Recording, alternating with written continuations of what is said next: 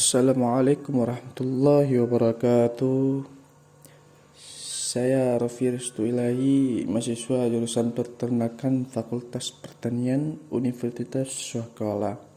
Nah, di sini saya akan menjelaskan bagaimana tata cara menggunakan SPSS. Yang pertama, tentunya kita sudah menginstal aplikasi SPSS. Kemudian kita juga perlu menyiapkan data yang akan diusung lagi. Di sini saya sudah mengikut data dari buku penuntun metode statistik.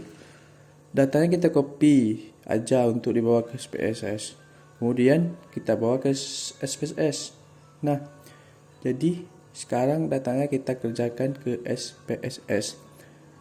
Sudah kelihatan ini semua datanya, namun ini masih berantakan.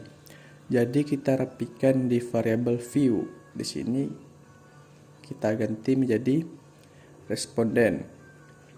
Kemudian juga jenis kelamin. Pada SPSS tidak boleh gunakan spasi, menggunakan ekor saja. Kemudian umur, pendidikan, pendapatan, dan konsumsi. Nah, ini sudah ada responden jenis kelamin, umur, pendidikan, pendapatan, dan juga konsumsi. Namun ini jenis kelamin kayak kepotong, jadi ini bisa disesuaikan saja menjadi sudah kelihatan. Kemudian kita ke variable view. Nah, tipe yang digunakan tipe string karena responden menggunakan huruf bukan angka. Silakan pada jenis kelamin, umur, pendapatan hingga konsumsi menggunakan numerik karena yang digunakan adalah angka semua. Kemudahan weights. Kemudian weights ini adalah misalnya jumlah karakter yang kita gunakan. Misalnya kayak responden kita menggunakan 2 karakter yang terbanyak, jadi kita gunakan, namun ini disesuaikan berapa yang kita inginkan. Menggunakan samakan 12. Nah, setelah itu jenis kelamin, konsumsi, nilainya desimal.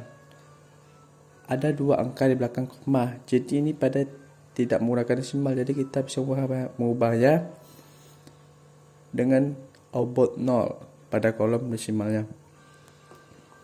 Di data view sudah tidak lagi nilai desimal, jadi sudah sedikit rapi. Kemudian kita ke variable view lagi. Lalu ada kolom label digunakan untuk memberikan label pada variabelnya. Namun pada data ini kita tidak menggunakan labelnya. Kemudian ada kolom value.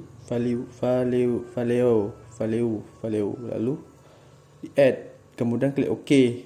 Kemudian pada pendidikan juga pakai kode untuk 1, 2 atau STP, SLTA atau D3 dan 5 untuk S1. Nah, di sini ada keterangan pada kode yang pada data view. Namun di sini tidak ada perubahannya. Kita bisa lihat di sini bisa kelihatan untuk laki-laki dan perempuan dan juga pendidikannya dari SD, SLTP, SLTA. Setelah itu kembali lagi ke variable view-nya. Ada kolom, misalnya ada data yang tidak diketahui atau hilang, jadi kita bisa buat 999 kemudian OK. Begitu juga pada konsumsi.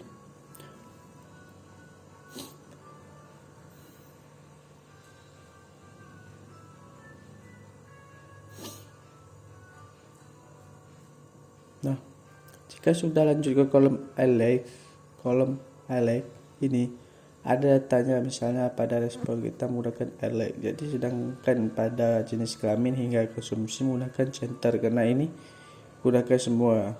Nah, kita lihat lagi variable view-nya sudah rapi ya. Kemudian kita variable lagi untuk men-store ini untuk bagaimana data yang akan dicari, yaitu responden berupa nominal. Kemudian ini juga jenis kelamin nominal bentuk sumbernya.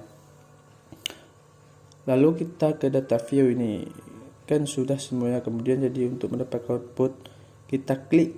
Untuk mendapatkan output kita klik analyze, kemudian klik descriptive. Nah, sini kita bisa milih yang mana variabel bisa dihitung. Jadi di sini saya pilih umur, pendapatan, dan konsumsi. Klik option. Kemudian pada bagian option ini kita pilih yang mau dihitung atau cari yang pertama men. Kemudian ada jadi kita bisa lihat berapa standar varietasnya. Dan semua kita bisa pilih. Kemudian klik continue dan OK. Nah, jadi di sini sudah terlihat nilai outputnya, yang mana sudah jaringan minimum, maksimum sampai cortesisnya. Jadi ini sudah siap outputnya. Inilah tata cara penggunaan SPSS. Lebih dan kurang saya mohon maaf.